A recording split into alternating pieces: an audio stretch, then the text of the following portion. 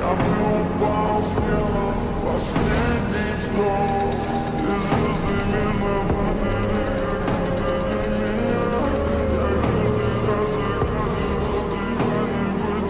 want to know my past?